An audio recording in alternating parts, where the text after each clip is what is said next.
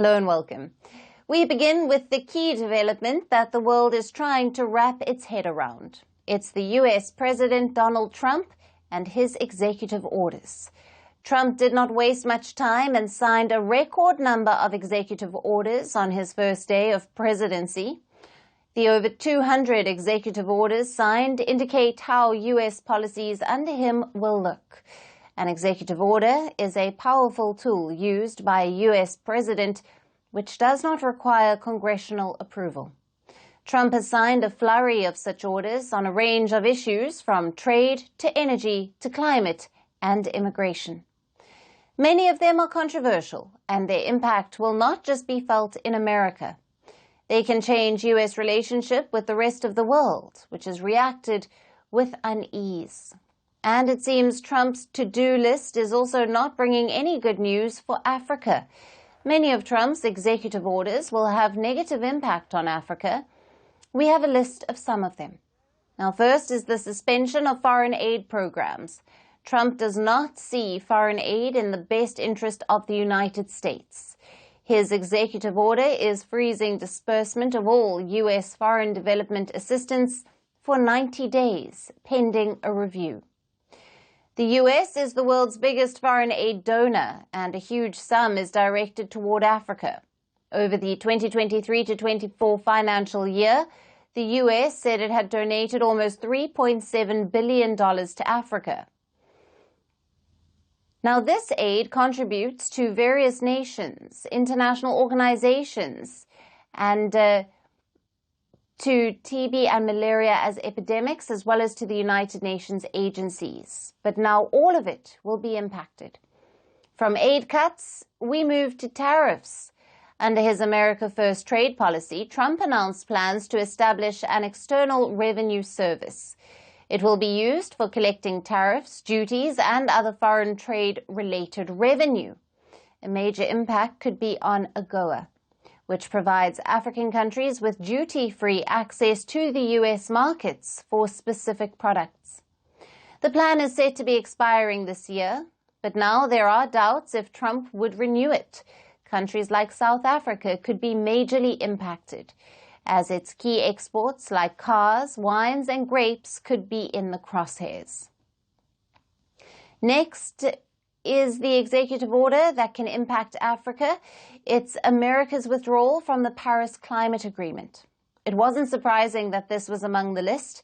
In his first term as well, Trump signed an order to withdraw from the pact, a move the former President Joe Biden promptly reversed on his first day in office in 2021. The U.S. is the world's second largest greenhouse gas emitter, behind only China, and its withdrawal from the climate pact could deal a blow worldwide. Now, speaking of withdrawals, Trump has also signed an executive order for the withdrawal from the World Health Organization. The U.S. is the WHO's top donor and partner. The withdrawal of U.S. funding will negatively impact the organization to identify and respond to emergencies across the world. It could undermine the efforts to bridge global health inequalities and leave African nations at a greater risk. And then comes the declaration of an energy emergency aimed at boosting oil and gas production in the United States. This will impact African oil and gas-producing nations like Nigeria and Angola, as cheaper American crude would challenge their market share. Then there are some other orders like suspending refugee settlement program and ending the birthright citizenship, which could also have a negative impact on Africans. But what could benefit Africa is Trump's quest for mineral dominance. His executive orders also seek to boost domestic mining and minerals processing. American companies eager to ensure reliable access to rare earth metals and other critical minerals might increase investment in Africa. This could help to boost jobs and infrastructure. But overall, the opportunities for African nations seem low. How can Africa brace for the Trump impact? Now, for more on this, we have with us Phumlani Majozi, an author and political analyst who is joining us live from Johannesburg, South Africa. Thank you for being with us. Pleasure. It's great to be here again. Thank you so much for the invitation. Thank you. Now, Pumlani, how will the suspension of US foreign assistance programs affect African nations that heavily rely on aid for critical sectors such as healthcare, education, and infrastructure? Are there specific countries or regions that will be disproportionately impacted? Well, no doubt there will be implications of Mr. Trump's actions with respect to that issue. I think this thing, it needs to be thought from a broader perspective, and that is, leaders around the world, many leaders, whether you're talking about in Africa or in other continents, there has been this, way of getting used to American sort of finances or American taxpayers having to pay for many of the global programs. And we are facing the reality now that really nobody should rely on the United States, right? That whether it's in Africa, whether it's in Asia, whether it's in Latin America, in Europe, as nations, we need to get our act together, right? And be able to come together and solve our issues or our problems. And that would include, when it comes to including things like financing, right, of projects, because this idea that we'll forever be relying on countries like the US, because it may be Joe Biden last time it's Donald Trump now, he has a different view. Another president is going to come through and have a different perspective. So things may change. So this poses a challenge for African leaders, for everybody in different nations, to do not rely on the US when it comes to financing of such things, or even from a foreign aid perspective. There has to be reform, there has to be wealth being created. And to answer your question specifically, yes, there will be an impact for sure, but then that impact, it's about how do we sort of what we learn from it as developing nations. How do we, come together to start our own initiatives and not be reliant on U.S. taxpayers' money or the U.S. government, I should say. Right. And with Trump's decision to withdraw the United States from the Paris Climate Agreement and the WHO, what are the potential long-term effects on Africa's efforts to combat climate change and to address public health crises like malaria, HIV and AIDS, and possible future pandemics?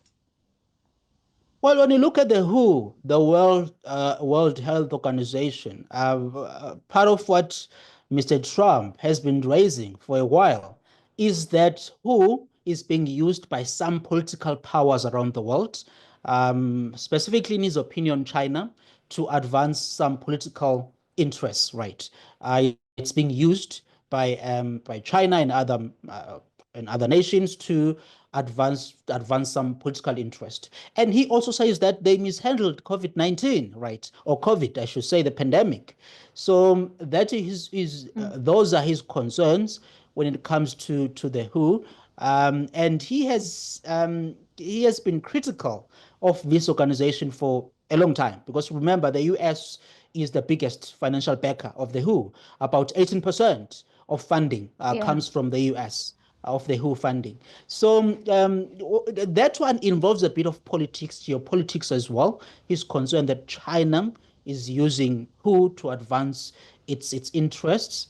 And that's how we need to think about it. That's how we need to think as well when it comes to the whole situation. The Paris Agreement is also a very interesting one, because you will remember that Mr. Trump is not really into the green agenda.